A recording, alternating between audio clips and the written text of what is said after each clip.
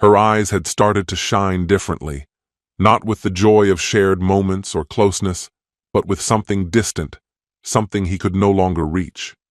At first, it seemed random, staying a little late at work, laughing quietly at her phone, leaving his questions unanswered. He didn't think much of it. She was tired, overwhelmed, maybe just trying to unwind. But day by day she was slipping away, as if rehearsing a life where he no longer had a place. And then she said it. The reunion. 10 years. And something in her voice, in the sparkle of her eyes, in the way she said the name Darren. It spoke louder than any confession ever could. He watched her get ready.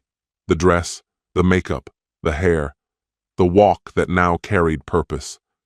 But not for him, not for them, for something that had long lived inside her, something that never included him. Hello, my friend. I'm so glad you stopped by my channel.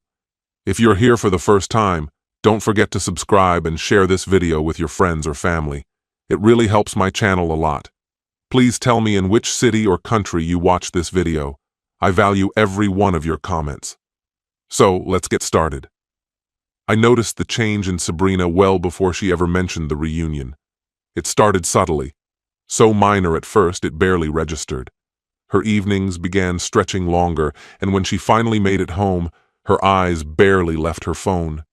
She'd sit there beside me, laughing quietly at messages I couldn't see, her fingers tapping away while I faded into the background.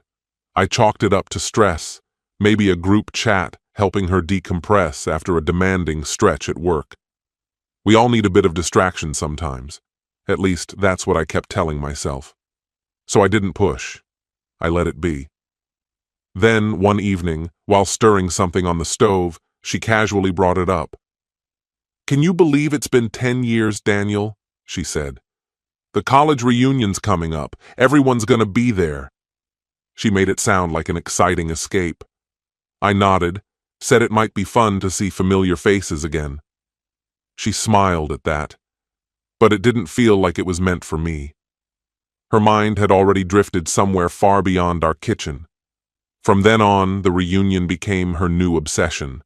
She bought new clothes, experimented with hairstyles, and spent weekends preparing with a kind of energy she hadn't shown since before our last anniversary. One night over dinner, I watched her across the table, that same glow in her eyes, and asked, "You're really going all out for this thing, huh?" She laughed lightly. "I just want to look good. It's been ages since I've seen any of them." I smiled, but it didn't reach my eyes. "You want me to come with you?" I offered. Her fork froze for a second before she answered. "It's mostly just people from school. You'd probably be bored." Bored. Like my being there would weigh her down. I tried to brush it off, but something about the way she said it stung deeper than I expected. Maybe it was nerves, or just the idea of rekindling old friendships. But deep inside, something knotted up. I couldn't name it at the time, not exactly. But she wasn't just reminiscing. She was preparing for something more, and I was too blind to understand what that meant. The night of the reunion, she descended the stairs looking like a stranger stepping into a different world. Her dress, a sleek, midnight blue number I'd never seen before, clung to her like it had been tailored just for this moment. Her heels were tall enough that she moved carefully, and her makeup was flawless in a way that felt almost deliberate. She looked incredible. I let out a soft whistle and told her so. She didn't even glance my way. "Thanks," she replied, adjusting her earrings, her gaze fixed on the mirror. I tried again. "Still sure you don't want me to come with you?" Her pause was brief but telling. "Just old friends," she said, clutching her purse. "You'd be out of place." I nodded, but inside, something gave way. This wasn't about nostalgia. This wasn't nerves. This was intentional, meant to keep me out. When the door closed behind her, I waited a few minutes. Then I grabbed my keys and followed. She drove across town to a familiar bar. I parked far enough away to stay unseen and watched from a distance. Sabrina arrived first. She stood at the entrance scanning the crowd until she saw him. Her entire demeanor shifted, like someone flipped a switch. His name was Darren. They'd gone to school together. I remembered him vaguely, a name mentioned in passing, never with detail. They embraced for longer than friends typically do. That hug wasn't awkward or formal, it was second nature. Inside, they sat shoulder to shoulder at the bar, laughing, leaning in, disappearing into their own world. She brushed his arm when she talked, twirled her hair, expressions and gestures I hadn't seen from her in months. After about an hour, they stepped outside together. I trailed them from a distance, ducking behind parked cars. Under the dim light of a flickering street lamp, Darren pulled her close and kissed her. Not a shy, hesitant kiss, a slow, confident one. The kind that only familiarity breeds, the kind that comes after repetition, after history. I lifted my phone and took a few quiet photos. Just enough. They pulled apart, smiling like no one else existed. Then they climbed into his car and disappeared down the road. I watched their taillights fade into the dark like the last glimmer of a life I no longer recognized. I didn't feel fury. I didn't feel disbelief. What settled in me was colder, heavier. This wasn't spontaneous. It wasn't a mistake. The way she moved with him, the ease between them, it all pointed to something well established. Every late night, every distracted smile, every vague excuse, it all belonged to this. I drove home in silence. No music. No thoughts beyond the quiet repetition of that kiss playing over in my mind. It was almost laughable. Weeks of second-guessing myself, wondering if I was imagining it all. And in just 1 hour, it became undeniable. When I pulled into the driveway, I felt no panic, no surge of emotion. I wasn't angry. I wasn't heartbroken. I was simply done. The house looked unchanged.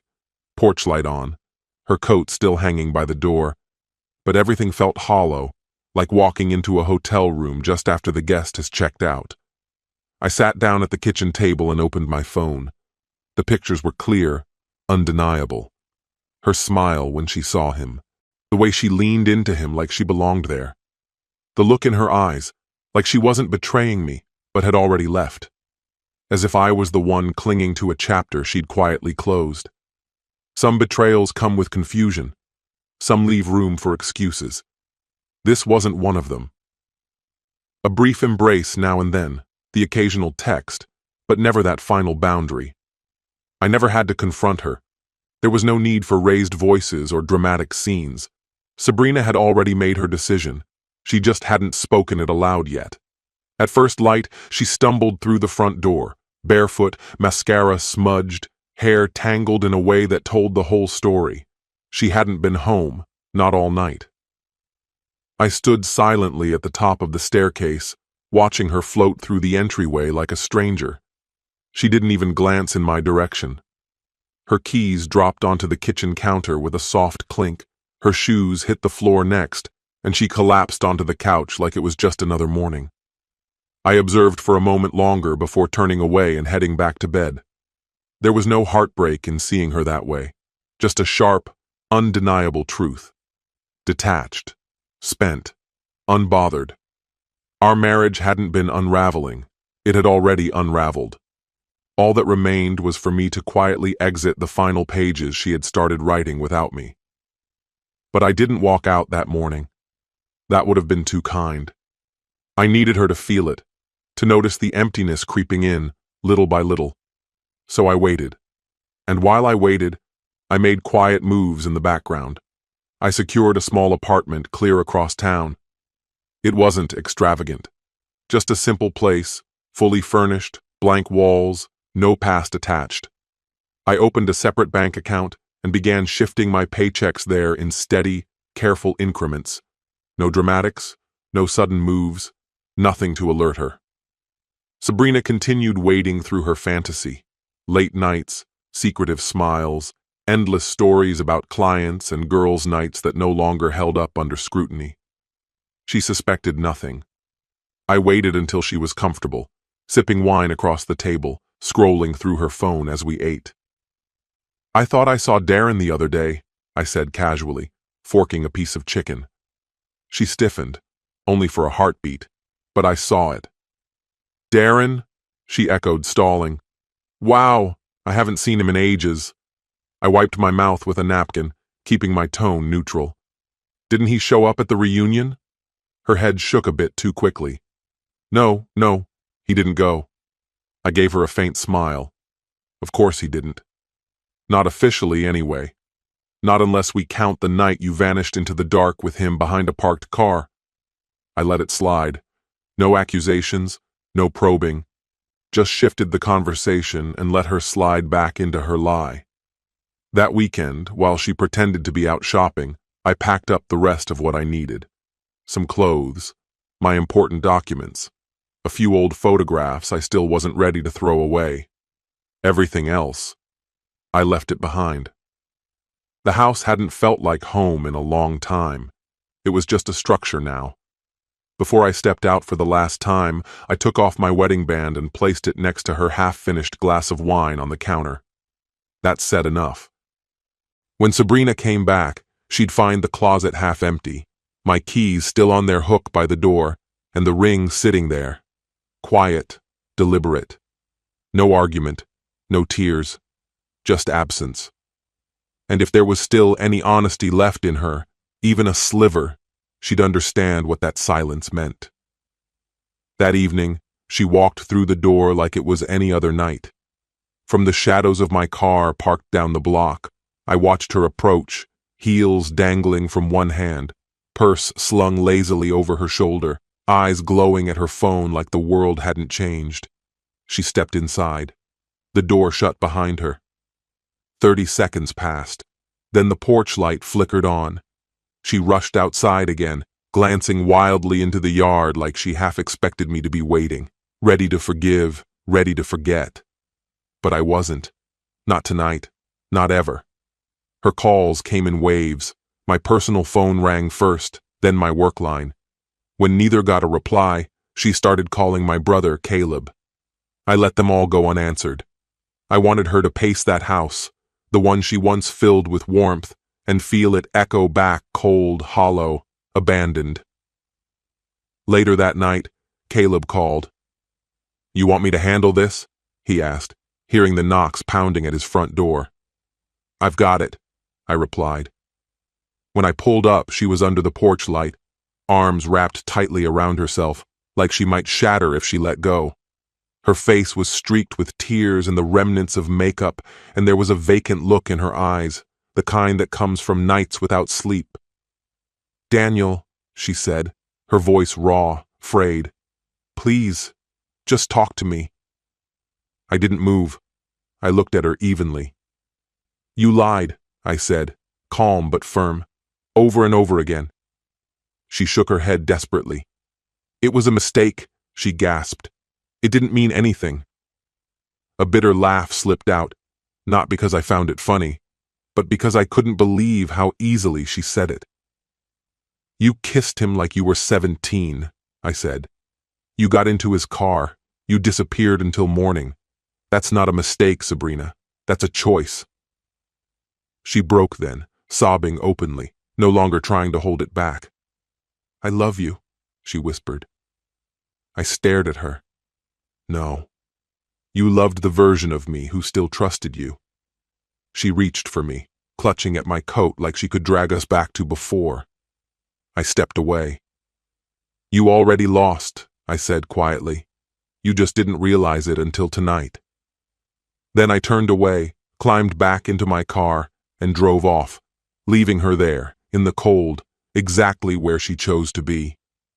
My new apartment was waiting. Second floor, peaceful, a view of the skyline, and not a single ghost. By the time the sun rose the next day, the divorce papers had already been delivered. I didn't wait around to witness her reaction. I didn't need to. Sabrina tried everything. She called, she sent texts, she even showed up unannounced at Caleb's place once more. I offered her nothing in return, just silence. The terms were straightforward. No drawn-out arguments about belongings, no tug of war over money. I didn't fight for the house. I didn't want the furniture. She could have all of it. What I truly needed was space, wide and clear. What I was really chasing was release. 2 weeks later, Mitchell called, one of the few mutual friends who stayed neutral through the fallout.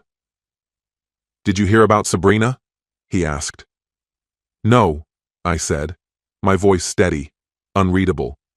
He hesitated before continuing. "She's not doing well. Stopped going to work. Hardly leaves the house. I've heard she barely gets out of bed anymore." I didn't respond. What was there to say? She'd lit the fuse herself. I just chose not to stop the detonation. 3 days later, the final divorce decree arrived in my mailbox. No note tucked inside, no farewell words, just her signature at the bottom, shaky and uncertain, like her hand wasn't sure how to end the story she started. That was the close of it. Unmistakable. Permanent. A few friends kept checking in, asking if I was holding up. Caleb checked more than most, always half expecting me to break. But there was no breakdown coming. No tears, no anger. The truth was far simpler. I wasn't mourning anything. I felt more unburdened than I had in years. Sabrina, on the other hand, she was stuck. She remained in that sprawling house, wandering through rooms with empty hangers and wine stains on the rug. Mitchell told me she dipped her toes into dating again, but nothing stuck. Maybe every face she saw reminded her of what she'd destroyed, and the man she'd gambled it all for. Some fires burn too hot to ever rebuild what they consume. I think eventually she realized that, but by then I was already too far gone to hear her crying from the wreckage. Starting fresh was easier than I had imagined. The apartment was small, creaky floors, a cramped kitchen where only one person could stand comfortably, but it was entirely mine. No shared closets, no framed memories on the shelves, no silent tension hanging in the air. Just peace. I took a new job downtown, low profile, quieter, removed from the pressure of corporate ambition. I started running again, joined a gym.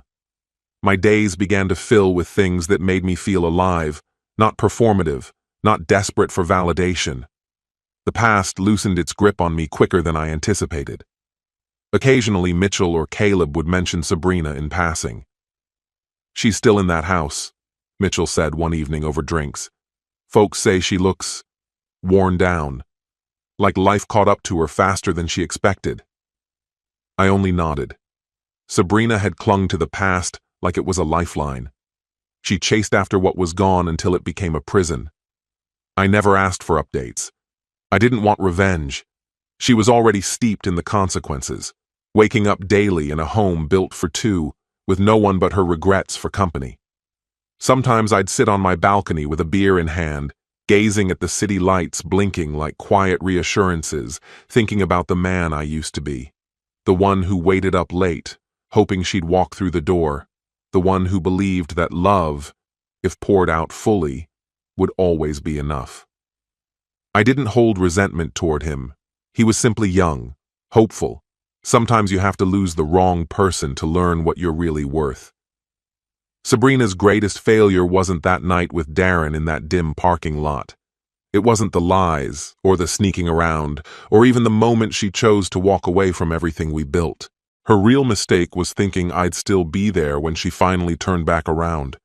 But I wasn't. I had already gone.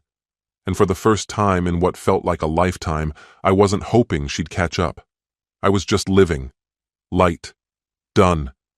This story has come to an end. What's your opinion? Share it in the comments, my friend. And if you liked this story, check out other exciting videos on my channel. I'll say goodbye until the next video. See you. She walked into the room like an actress stepping onto the stage far too late, and he looked at her as if he already knew the ending. 6 years of life dissolved into a single sentence. I'm seeing someone else. No shouting, no scene, just steel eyes and a quiet, who is he? The one she once called just a coworker turned out to be the beginning of the end. And while she searched for freedom in someone else's arms, he began writing his own script, without blame, without drama, without a chance for rewrites. One day, one suitcase, one unspoken choice. She thought she was still in control, but the game had long since changed its rules. And when she returned, convinced her place was still waiting, she didn't recognize the home, nor the man who once waited for her words, because he wasn't waiting anymore. Hello, my friend. I'm so glad you stopped by my channel. If you're here for the first time, don't forget to subscribe and share this video with your friends or family. It really helps my channel a lot. Please tell me in which city or country you watch this video. I value every one of your comments. So, let's get started. I should have caught it sooner, not because something blew up between us or because there was a dramatic shift that couldn't be overlooked. It crept in slowly. Changes so minor they're invisible unless you're really tuned in. Like how she'd take a beat before replying, as though weighing whether it was even worth saying anything at all. Or how her phone seemed fused to her palm. Dinner had turned quiet, where it used to be filled with easy chatter, mindless stories, and talk of weekend plans. I still remember the exact moment it all crystallized. We were on the couch, like we had been so many times before. I was going on about a busted pipe at work, how water flooded the place and the building supervisor practically had a meltdown. She smiled at the story, but there was no warmth in it. That was the moment I understood. She was physically present, but mentally somewhere far away. 6 years of marriage. Beatrice and I had built a quiet life together, nothing extravagant, but solid. We didn't ride emotional roller coasters, and I thought that steadiness was something to be proud of. Turns out, I was mistaken. It was a Thursday evening when she finally said what she came to say. I was standing in the bedroom, flipping through a mess of bills and old envelopes stacked on the dresser. She came in, paused in the doorway like she was waiting for a director to cue her and said, "Can we talk?" I didn't sit, just stood there, waiting. "I'm seeing someone," she told me, eyes locked on the floor. It wasn't intentional. I nodded slowly. "Who is it?" I asked. There was a pause. "Andrew." The name hit me like a steel pipe to the chest. Andrew, her former coworker, the one who was always leaving quirky comments under her Instagram posts, tagging old inside jokes, the same guy she once brushed off as a harmless goof. I kept my voice even. "How long's it been going on?" 2 months, she said, finally meeting my gaze. "We haven't slept together." I kept my eyes on hers. "But you want to." She didn't respond. That silence told me everything. I sat down on the edge of the bed, leaning forward with my elbows on my knees. There was no anger yet. Just a frozen, hollow stillness, like a circuit had blown and everything was moving in slow motion. She stepped in a bit closer. "I don't want to end things, Richard. I'm just lost." "I still care about you," she added. I looked right at her. "You're saying you care, while your heart's already with someone else." "I didn't go looking for this," she said, her voice catching. "With Andrew, I feel seen, like I matter." I didn't speak for a while. I let the silence do the work. Then I asked, "So, what now?" She exhaled. "I need some time. I need space to figure out what this all means, what we are." I stood up. "So you want to try things with him, while I just wait around, just in case it doesn't work out?" "That's not how I see it." "But it's exactly what you're doing," I said, quiet, but firm. She didn't argue, just stood there like a kid who got caught doing something they knew they shouldn't. I walked past her without another word, not because I had nothing left to say, but because everything that needed saying had already been said. She left the following morning.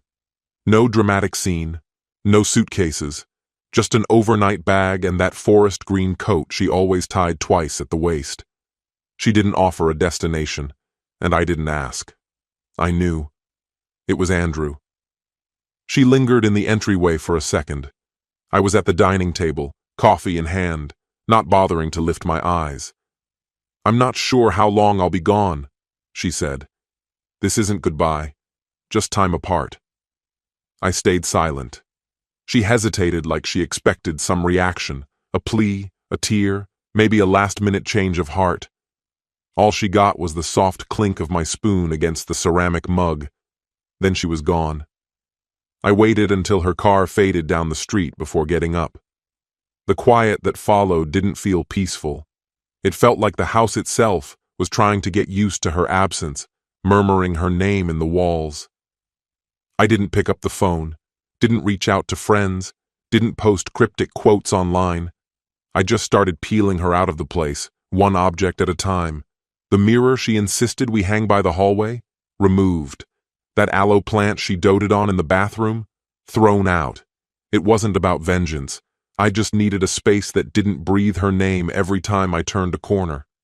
By lunchtime, I was at my computer, staring at a fresh document titled Separation Plan. This wasn't retaliation. It was just the next step. That night, she sent me a message. "Hope today wasn't too hard. I'll check in tomorrow." I read it once, then typed back, "Take your time." That was all. No prying questions. No aching, "I miss you." No wondering where she was or who she was with. Deep down, I already understood this wasn't just a temporary pause. She was testing the waters with someone new, looking for something I couldn't provide. What she didn't get was that I wasn't going to stay suspended in place while she figured out her heart. She thought she had all the time in the world, but in truth, her time was already slipping away. By the second week, her messages changed. They came more frequently, and with more depth. No more surface-level check-ins, but real thoughts. One stood out. "I've been thinking a lot about what we had. Being away feels off. Andrew, he's not who I thought." I missed talking to her. That line landed differently than anything she'd said before. I read it twice, then set my phone down. I didn't rush to respond. Instead, I waited until morning before sending a simple message back. "I'm doing all right. Hope things are okay with you too."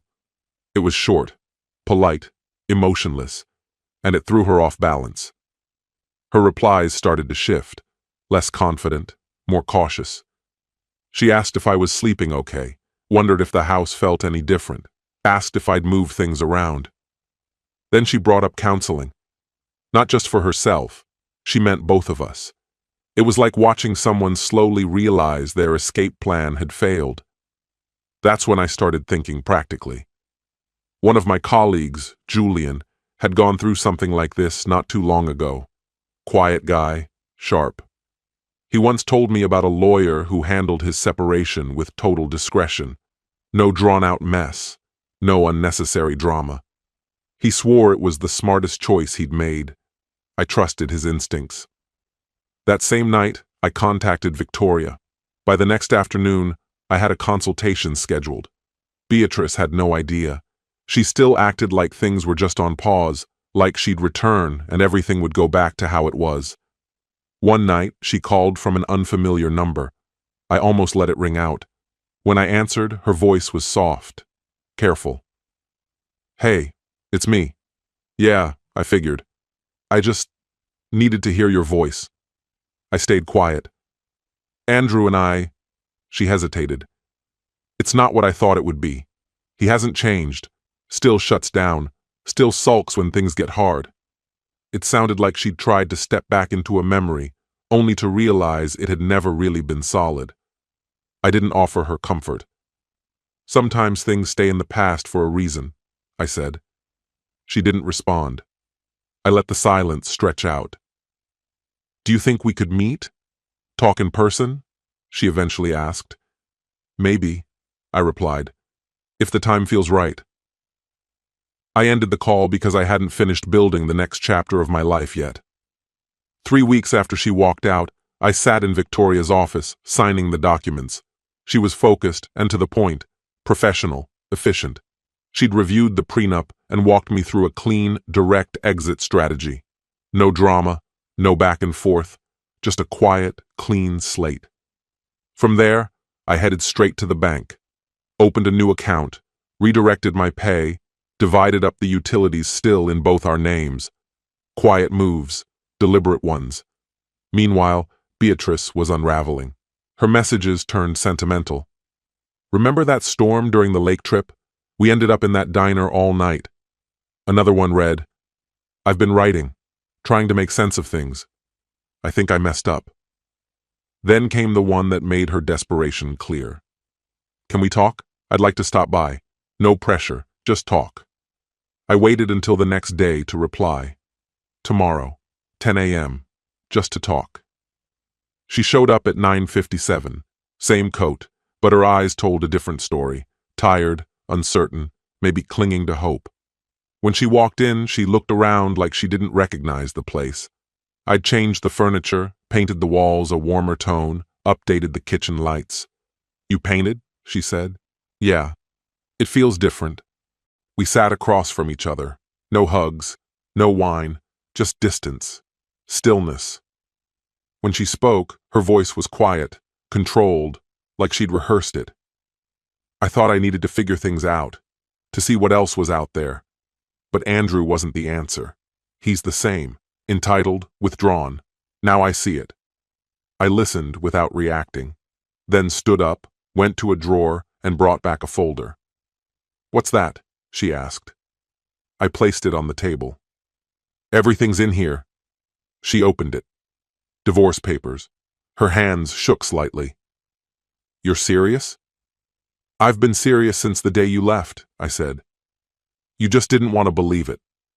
She stared at the paperwork like she didn't recognize the language. You don't have to do this, she whispered. We can work on it. I'm ready now. I understand what I did. But I didn't move. I'm not angry, Beatrice, I said. But I'm not going to rebuild something you were willing to walk away from. That's not how this works. She touched the folder lightly, like maybe that gesture could erase what it meant. I was lost. I thought Andrew could give me clarity. But being with him only reminded me why I left in the first place. That was the first time she said it that way. Left him. Andrew wasn't just someone she worked with. He was part of her past. A chapter she thought needed revisiting. The irony is, in 6 years, she never admitted that. He was always just Andrew from the office, just a co-worker. I guess it made everything easier to understand. I sank back into my chair. So, you went back to him? I asked. While you were off chasing certainty, I was here, trying to salvage what was left. I panicked, she said quietly. I didn't know how to talk to you. You always seem so in control, Richard. I didn't think you'd even want to fight for us. That's where you were wrong, I replied. You took my silence as a sign that I didn't care, but that wasn't the case at all. It was strategy, stillness. I needed to see who you'd become when you thought I'd stopped watching. Her lips drew tight. So all this time, you were just waiting for your moment to leave? No, I said gently. I was figuring out how to keep going after you. Her eyes stayed dry, but her voice wavered. Can't we try something? Therapy? Just once? Don't we owe that to ourselves? I stood up slowly. You owed that before you walked out. She blinked like the truth had only now caught up to her. You're actually doing this. I nodded. This moment already came and went. You just didn't see it. She sat motionless, lost in the pause. I walked into the kitchen, filled a glass of water, and waited. After a while, she rose too, hugging a folder close like it might give her back something she'd misplaced. So, this is really it, she murmured. For me, it ended 3 weeks ago, I said. This is just the paperwork. She stepped outside without another word. No hug, no parting tears, just the muted sound of her shoes on the pavement and the car door closing behind her. That was the final time Beatrice crossed my threshold, but nowhere near the last time I'd wonder how she left so easily. 2 months have passed since the divorce was finalized. No attempts to reconcile, No tearful late-night phone calls. Just an email with a PDF from her lawyer, and silence ever since. The house doesn't feel haunted anymore. It feels like it belongs to me again. I replaced the bedding, donated her favorite armchair, and tossed out that framed cityscape she adored. The one she said looked like infinite opportunity. I always thought it looked like smog. I didn't make a public post, no status updates, no soul-bearing monologues about starting fresh. I just moved forward, quietly, intentionally. Beatrice hasn't contacted me since, not a text, not even a like. But once in a while I see her name pop up in the viewers of my stories. That's enough. I don't need an apology. I don't need closure neatly gift-wrapped in the form of one final conversation. Nobody really talks about the strange peace that arrives when you finally stop hoping someone will come back. When you begin choosing yourself instead, and realize that's more than enough. A couple weekends ago, I got in the car and just drove. No map, no timeline. I ended up in a sleepy little town with a cozy cafe tucked beside a used bookstore. I spent the whole afternoon there, reading, jotting thoughts into a notebook. A woman named Celeste sat nearby and noticed the novel I was flipping through. We started chatting. We talked about fresh starts and how healing isn't always loud or cinematic. It's soft, subtle, barely noticeable. She gave me her number, no pressure, no promises, just a kind and genuine moment. On the drive back, I realized something. I hadn't thought about Beatrice the entire time. Not once, not where she was, not if she missed me. She'd become background noise in a life that had finally found its rhythm again. It wasn't revenge. It wasn't about winning. It was about waking up in the morning and making coffee without bracing for another emotional ambush. It was about becoming the kind of person who doesn't need to be chosen to feel whole. Maybe that was the real love story all along. Then came last Saturday, frozen foods aisle. I was reaching for a bag of peas. She was going for oat milk. We both paused. She seemed smaller, not physically, just dimmed, like someone who hadn't had a good night's sleep in a while. "Hey," she said softly. "Hey." We stood there, letting the world rush past us. "You look good," she said. "Thanks." "So do you," I offered, even though it wasn't exactly true. I figured it was something she needed to hear. The silence wasn't tense, just tired. She glanced at my shopping cart. "Cooking for someone?" I smiled. "Just me." She nodded slowly, as if that was harder to comprehend than it should have been. "I keep thinking about that day," she said. "You were so calm. I expected yelling, something bigger." "That's not how I fight," I said with a shrug. She laughed, but it was a fragile sound, equal parts remorse and realization. "I get that now." We stood there for a bit longer, wrapped in everything unspoken. She shifted like there was something more she wanted to say, but couldn't quite find the words. "Are you happy?" she asked. I didn't answer right away. Not because I was unsure, but because I wasn't. I was certain. This story has come to an end. What's your opinion? Share it in the comments, my friend. And if you like this story, check out other exciting videos on my channel.